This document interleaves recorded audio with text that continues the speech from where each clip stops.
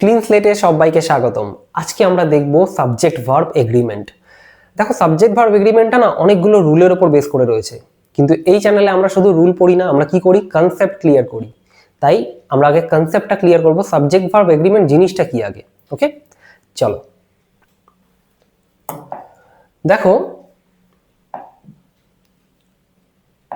দেখো এখানে একটা বাস দেখতে পাচ্ছ। ওকে, সেখানে একটা ড্রাইভার বাসটাকে চালাচ্ছে, অনেক প্যাসেঞ্জার আমরা দেখতে পাচ্ছি বসে আছে, তাই তো? আচ্ছা, মনে করো এই প্যাসেঞ্জারের মধ্যে তুমিও বসে আছো। ওকে, এখন তুমি বসে থাকলেই কি বাসটা অন্য যে কোনো দিকে চলে যাবে? যাবে না তো। ড্রাইভারটা যেদিকে বাসটাকে নিয়ে যাবে সেদিকে তোমাকেও যেতে হবে, তাই তো? তুমি বললে যে আমি ওইদিকে যাব, তাহলে হবে না, তোমাকেও ওইদিকেই যেতে হবে, তবেই বাসটা যাবে। তার মানে ড্রাইভার যেদিকেই বাসটা নিয়ে যাচ্ছে তোমাকেও সেদিকেই যেতে হবে, ঠিক কথা? আচ্ছা, বাসটাতে ইঞ্জিন আছে, ঠিক তো? বা মোদ্দা কথা, এই যে বাসটা রয়েছে সেই বাসটা কোনোভাবেই ড্রাইভারকে ছাড়া চলতে পারবে না, ড্রাইভার যেদিকে বলবে সেদিকেই যাবে, ঠিক? তাহলে প্যাসেঞ্জার যাই বসে থাকুক না কেন সেটা ম্যাটার করছে না, ঠিক কথা? তাহলে আমি যদি এই বাসটাকে ভার্ব ধরি, ওকে, এই বাসটাকে ভার্ব ধরো, আর এই ড্রাইভারটাকে আমি যদি সাবজেক্ট ধরি, তাহলে সাবজেক্ট আর ভার্বের মাঝখানে কোনো প্যাসেঞ্জারই আসতে পারবে না। ওকে, এখন এই প্যাসেঞ্জারকে আমরা এক্সট্রা ওয়ার্ড ধরি। ওকে, তাহলে প্যাসেঞ্জার কোনো মতেই যে যাই থাকুক না কেন ভার্ব আর সাবজেক্টের মাঝখানে কেউ আসবে না।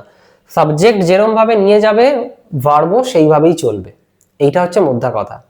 ঠিক সাবজেক্ট ভার্ব এগ্রিমেন্টটাও ওই রকমই, সাবজেক্ট যেরকম ভাবে চেঞ্জ হবে ভার্বও সেইভাবেই চেঞ্জ হবে। বুঝতে পারলাম? চলো, সবসময় সাবজেক্ট ভার্ব এগ্রিমেন্টের জায়গায় এই বাসের ছবিটা মনে রাখবে। ওকে, এই বাসের ছবিটা মনে রাখলে তোমার মাথাটা আরো ক্লিয়ার হবে যে সাবজেক্ট যেখানে আছে সেখানে ভার্বটা চেঞ্জ হয়ে যাবে, সাবজেক্টের অনুপাতে ভার্ব চেঞ্জ হবে। বোঝা যাচ্ছে? চলো দেখো, the verb must agree with the subject in number. এখন এটার মানে কি? বলছে ভার্বটা সাবজেক্টের সঙ্গে এগ্রি হতে হবে, সেটাই সাবজেক্ট ভার্ব এগ্রিমেন্ট। কিন্তু আবার বলছে সাবজেক্ট ইন নাম্বার, অর্থাৎ সিঙ্গুলার সাবজেক্ট হলে সিঙ্গুলার ভার্ব, প্লুরাল সাবজেক্ট হলে প্লুরাল ভার্ব। মানে যদি একটা সাবজেক্ট হয় তাহলে সিঙ্গুলার ভার্ব বসবে, যদি একের বেশি সাবজেক্ট হয় অর্থাৎ প্লুরাল হয় তাহলে প্লুরাল ভার্ব বসবে। ওকে, আশা করছি ক্লিয়ার হচ্ছে একটু করে। এবার এখানে আরেকটা ইমেজ আছে, দেখো ভালো করে। মনে করো একটা কিংডম, ওকে, একটা কারো রাজত্ব। এখন সেই কিংডমে কিং তো হেড, যে কিং সেই তো হেড, তাহলে কিং যা বলবে তাই হবে, ঠিক কথা? অর্থাৎ যে সৈন্যরা রয়েছে সেই সৈন্যদের ড্রেসটাও কিং যেরকম বলবে সেরকমই হবে, ঠিক কথা তো? তাহলে সৈন্যদেরকে আমি যদি ভার্ব ধরি আর কিংকে যদি আমি সাবজেক্ট ধরি, তাহলে সাবজেক্ট যা বলছে তাই হচ্ছে, ঠিক? এখন মনে করো সেই কিংডমে রেবেলিয়ন শুরু হয়ে গেছে। ওকে, মানে প্রোটেস্ট চালু হয়ে গেছে, তাহলে কিংকে সবাই মানছে না, তাহলে রেবেলিয়ন চালু হওয়া মানে কি? তাহলে নিশ্চয়ই কিং এর এগেনস্টে কাউকে কেউ নিশ্চয়ই দাঁড়িয়েছে, তাহলে এক নয়, এখানে দুটো রাজা হয়ে গেল, দুটো কিং, তাই তো? আচ্ছা, তাহলে যদি কিং দু রকম হয় তাহলে অনেক সৈন্যরাও তাহলে সেপারেট হয়ে যাবে, তাই তো? এখন সৈন্যরা যদি সেপারেট হয়ে যায় তাহলে অনেক সৈন্যকে আমরা দেখতে পাবো কি তাদের ড্রেসও চেঞ্জ হয়ে গেছে, তারা আর আগের রাজার কথা শুনে ড্রেস পরছে না।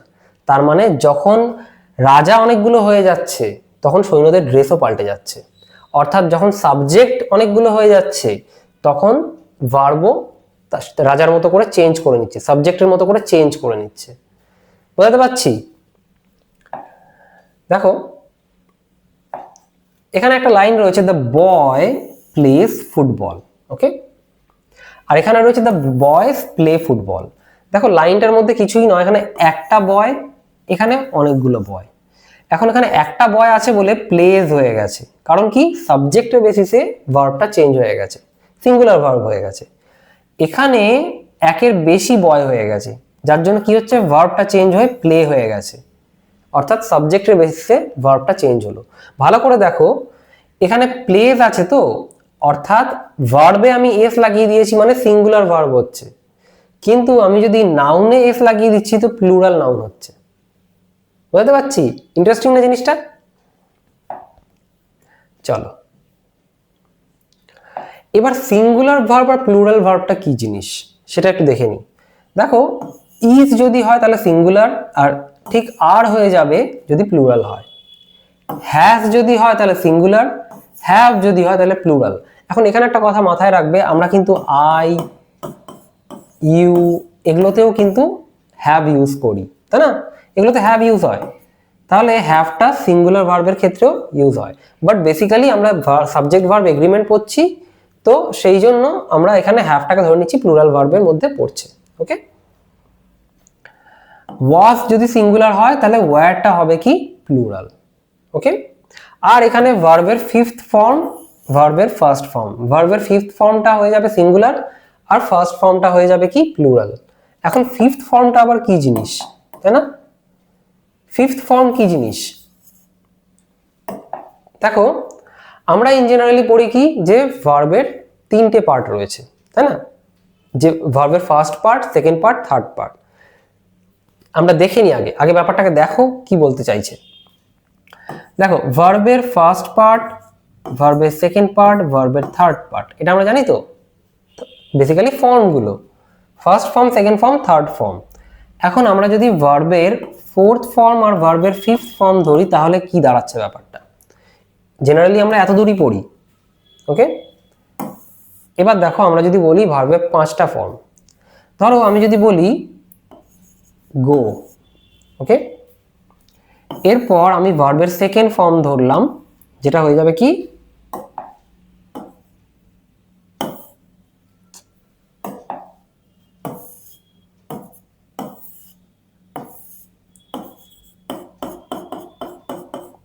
went, past form।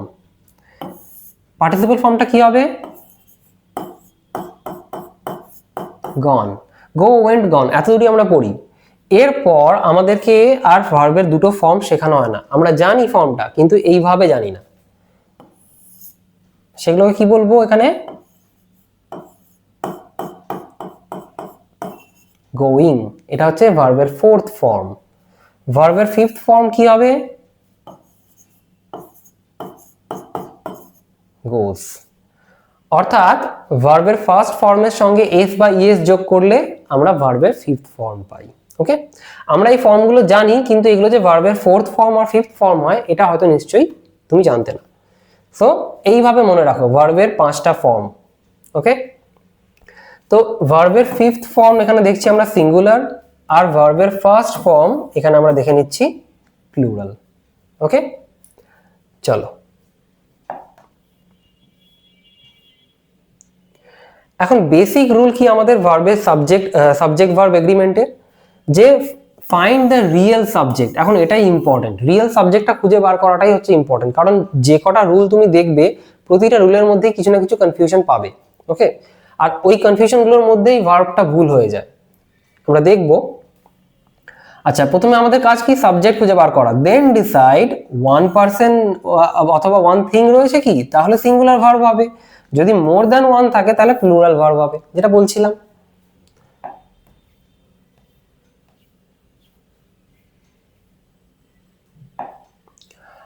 প্রথমে আমরা চলে আসছি রুল নাম্বার 1। এবার আমরা সাবজেক্ট ভার্ব এগ্রিমেন্টে রুলের মধ্যে ঢুকবো।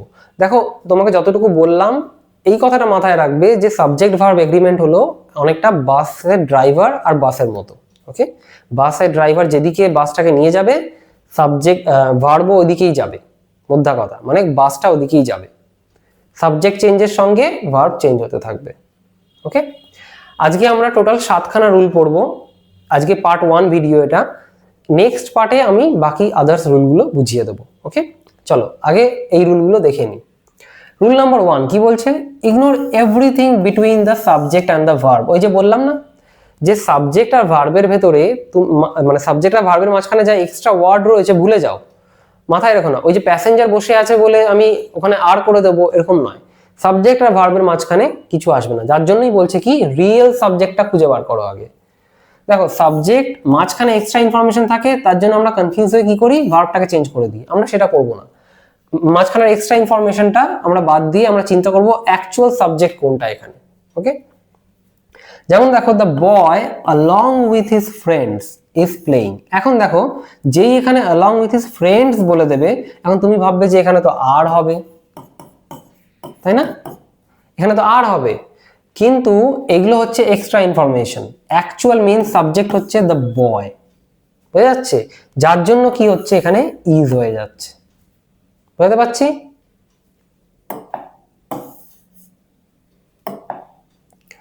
The students in the classroom are studying। দেখো এখানে স্টুডেন্টস আছে, যার জন্য কি হচ্ছে আর হয়ে যাচ্ছে, কারণ অ্যাকচুয়াল সাবজেক্টটা কে? স্টুডেন্টস, ক্লাসরুম নয়, স্টুডেন্টটা, তাই না?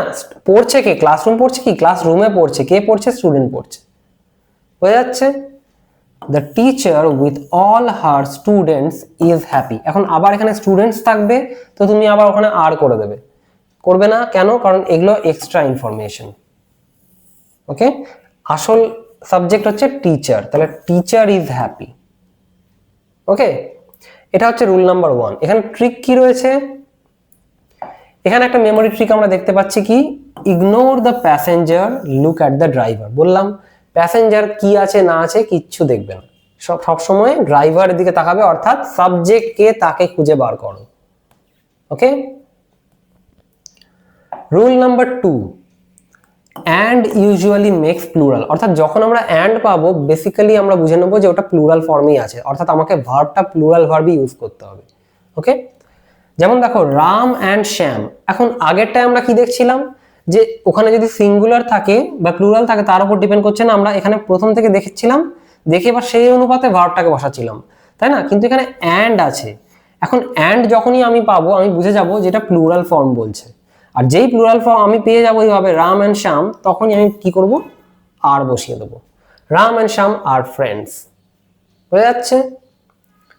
টি অ্যান্ড কফি আর অ্যাভেলেবল।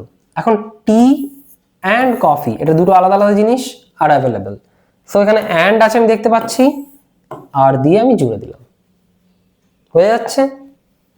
কিন্তু এখানে একটা সমস্যাও আছে। কি সমস্যা? But when two words mean one thing, দুটো ওয়ার্ড মিলিয়ে কখনো কখনো একটা ওয়ার্ডও বোঝায়। ওকে, তখন অ্যান্ডও থাকবে কিন্তু ওটা একটা ওয়ার্ডই বোঝাচ্ছে, ইউজ সিঙ্গুলার। কেমন দেখো, ব্রেড অ্যান্ড বাটার। এখন ব্রেড অ্যান্ড বাটার মানে এটা একটাই বোঝাচ্ছে, একটাই ইউনিট, ব্রেড অ্যান্ড বাটার। তুমি বাটার কি এমনি খাবে? খাবে না তো, ব্রেড দিয়েই খাবে, তাহলে সেটাই বলছে bread and butter is my breakfast. দেখো এখানে ইজ ইউজ করেছে, কেন ইজ? কারণ এটা সিঙ্গেল ইউনিট, ডাবল নয়। Rice and curry. এখন তুমি রাইসটা এমনি খাবে না আর কারিটাও এমনি খাবে না, তো ন্যাচারালি দুটো মিলিয়ে খাবে, তাই রাইস অ্যান্ড কারি কি একটা সিঙ্গেল ইউনিট ধরা হচ্ছে, তাই ইজ ইউজ করছি, বুঝতে পারছি? Rice and curry is my favourite meal. Slow and steady. এখন স্লো অ্যান্ড স্টেডি হবে কি? শুধু স্লো হয়ে গেলে কি রেস জিতবে? Slow and steady wins the race. Slow হয়ে গেলে রেস জিতবে না, স্টেডি শুধু থাকলেও রেস জিতবে না, স্লো হতে হবে, স্টেডি থাকতে হবে, ফোকাস থাকতে হবে, তবেই রেসটা জিতবে, সেটাই বলছে।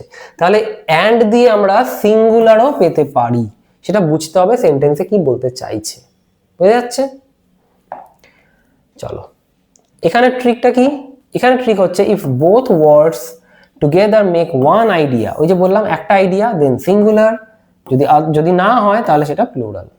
আমরা দু রকমই দেখলাম। চলো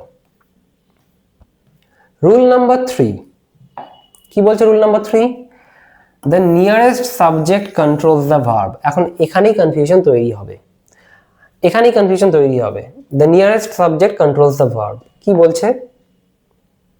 দেখো when subjects are joined by or, nor, either or, neither nor, এগুলো মাথায় রাখবে, কারণ এই রুলগুলোই কিন্তু তোমাকে হেল্প করবে ভার্ব চেঞ্জ করতে। ওকে, সাবজেক্ট সবসময় খুঁজে বার করতে হবে সাবজেক্ট কোথায়।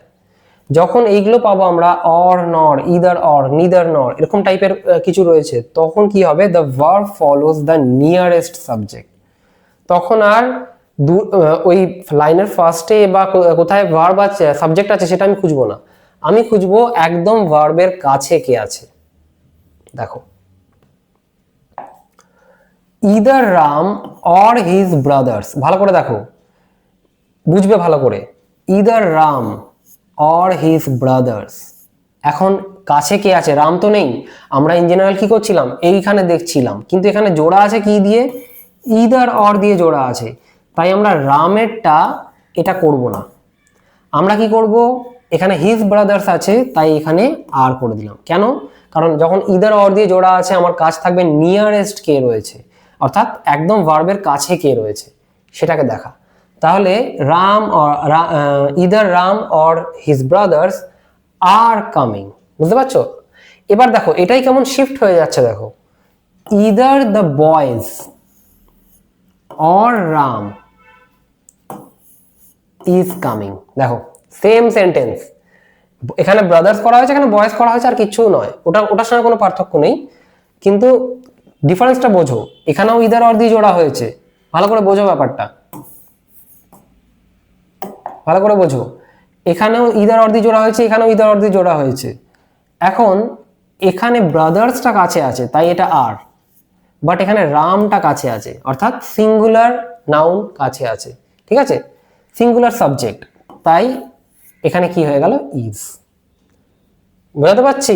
তাহলে যখন ইদার অর থাকবে, নিদার নর থাকবে, তখন কাছের যে সাবজেক্টটা থাকবে তার অনুপাতে ভার্বটা চেঞ্জ হবে।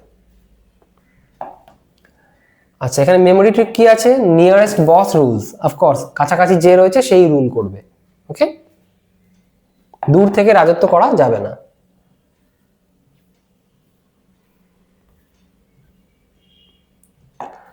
Rule number 4, every and each, এগুলো মানে সিঙ্গুলার, যখনই তুমি এইগুলো পাবে এভরি ইচ, ঠিক আছে, তখনই বুঝবে সিঙ্গুলার।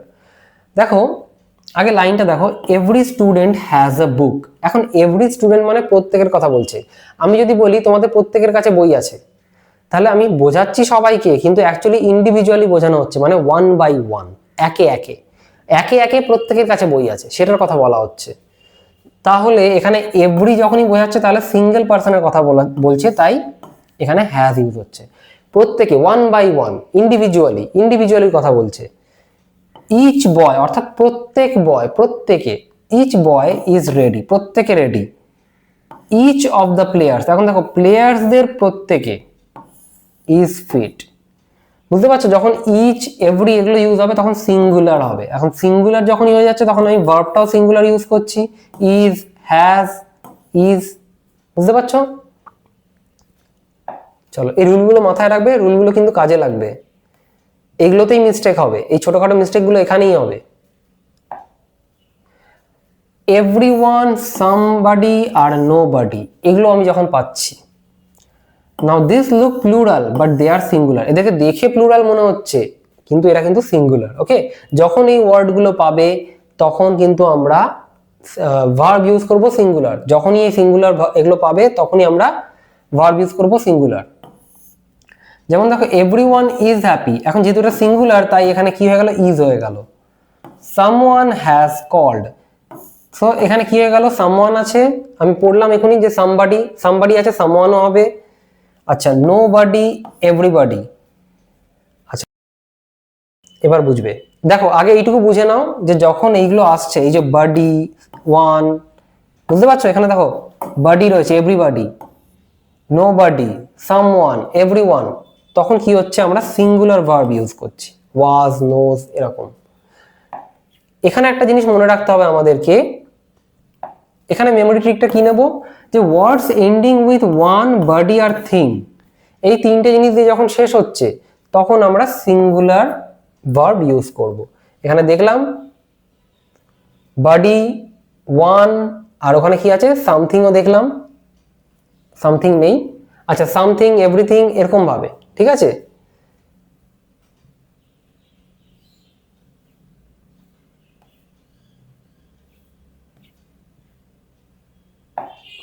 সামথিং, এভরিথিং, এরকম ভাবে থিং দিয়ে শেষ হচ্ছে, তখনও আমরা কি করব, ইজ ইউজ করব বা সিঙ্গুলার ভার্ব ইউজ করব। রুল নাম্বার 6, অফ কখনো চেঞ্জ করবে না সাবজেক্টকে। এখন এটার মানে কি বুঝবে ভালো করে, the colour of the flowers, এখন এখানে অফ আছে বাট এখানে কি বলছে, ফ্লাওয়ার্স। এখন ভেবে দেখো, the colour of the flowers আর হয়ে যেত, তাই না, the colour of the flowers আর হতো না, আর বিউটিফুল হতো কি, এখানেই হচ্ছে ফোকাসটা। দেখো এখানে কিন্তু বলে দিচ্ছে, ফ্লাওয়ারের কথা বলছে না, ফ্লাওয়ারের অনেক কিছু রয়েছে, ফ্লাওয়ার দেখতে কেমন, ফ্লাওয়ার গন্ধটা কেমন, বা ফ্লাওয়ার কালারটা কেমন, এরকম টাইপের। এখানে স্পেসিফিক বলে দিচ্ছে কালারটা। তাহলে রিয়েল সাবজেক্ট, আমাদের কাজ কি রিয়েল সাবজেক্ট খোঁজা। সো রিয়েল সাবজেক্ট হচ্ছে কালার, তাহলে কালারটা বিউটিফুল সেটা বলেছে না। ফ্লাওয়ারগুলোকে একসঙ্গে কোনো ফ্লাওয়ারের স্মেলের কথা বলেছে না, ফ্লাওয়ারগুলো কেমন দেখতে কি বলেছে, স্পেসিফিক্যালি বলে দিয়েছে ফ্লাওয়ারটার কালার কিরকম। ওকে, তো ফ্লাওয়ারগুলোর কালারটা বিউটিফুল সেটা বলছে, অর্থাৎ রিয়েল সাবজেক্ট এখানে কালারটা, এই অফ দ্য ফ্লাওয়ার্স নয়। এরকমই আরেকটা পাবে, the price of the vegetables. এখন এখানে ভেজিটেবলের কথা বলছে না, প্রাইসটার কথা বলছে। প্রাইস হ্যাজ ইনক্রিজড, যার জন্য কি হচ্ছে আমরা সিঙ্গুলার ভার্ব ইউজ করছি, এখানে ইজ ইউজ হচ্ছে, এখানে হ্যাজ ইউজ হয়েছে। এখানে একটা জিনিস মনে রাখবে, ট্রিকটা এখানে হচ্ছে বিফোর অফ ড্রাইভার আর আফটার অফ প্যাসেঞ্জার, অর্থাৎ অফের আগে আমরা রিয়েল সাবজেক্টটা পাচ্ছি, অফের পরে আমরা প্যাসেঞ্জার পাচ্ছি যেটা আমাদের কোনো কাজের নয়। ওকে, কেমন দেখো,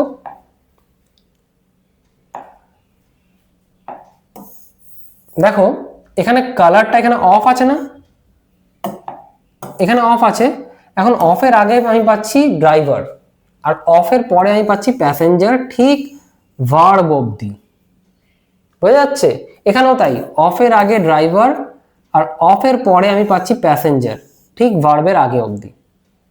তাহলে প্যাসেঞ্জারগুলো আমার কোনো কাজের নয়, তাই তো, কোনো কাজের নয়। তাহলে আমার রিয়েল সাবজেক্ট হচ্ছে এরা, কালার, প্রাইস, এরা। বুঝতে পারছি? রুল মাথায় রাখবে, এই রুলগুলো কিন্তু কাজে লাগবে। চলো দেখো, রুল নাম্বার 7 কি বলছে, along with মানে and নয়, not equals to। আমরা এটাকেই ধরে নিই, along with বলে দেয় আর সঙ্গে সঙ্গে আমরা ভাবি হয়তো সবাই একসঙ্গে আসছে, তো অনেকজন আসছে তাই জন্য আর where এরকম করে দিই, এরকম করবো না। দেখো, Ram along with his friends is coming। দেখো এখানে along with বলে দিয়েছে, along with his friends, তাহলে is করেছে, কেন is, কারণ রিয়েল সাবজেক্ট হচ্ছে রাম। along with কার সঙ্গে আসছে এটা ফ্যাক্টর করছে না। ওকে, the principal along with teachers was present, তার মানে টিচার যে প্রেজেন্ট সেটার কথা বলা হচ্ছে, তার কার সঙ্গে কি প্রেজেন্ট রয়েছে না রয়েছে সেটা ফ্যাক্টর না। তার মানে এরা কারা, এরা হচ্ছে প্যাসেঞ্জার, এদের কোনো কাজ নেই। তাহলে কাজটা কার, যে ড্রাইভার, তার মানে যে প্রিন্সিপাল, যে রাম, সে হচ্ছে মেন সাবজেক্ট। তাহলে along with মানে and নয়, এটা মাথায় রাখবে। এখানে ট্রিকটা কি, যদি ধরো আমরা কিছু ওয়ার্ড পাই যেমন along with, together with, as well as, with, accompanied by, এগুলো সব কটাকে ইগনোর করো। ওকে, এগুলোকে ইগনোর করো, ইগনোর দেম, কারণ এরা হচ্ছে প্যাসেঞ্জার, এদের সঙ্গে যে ওয়ার্ডগুলো থাকবে সেগুলো প্যাসেঞ্জার ভার্ব অবধি। ওকে, তাদেরকে তুমি সরিয়ে দাও, তাহলে রিয়েল সাবজেক্টটা আর ভার্বটা ক্লিয়ার হয়ে যাবে, কারণ ওই যে বললাম সাবজেক্ট আর ভার্বের মাঝখানে কেউ আসবে না।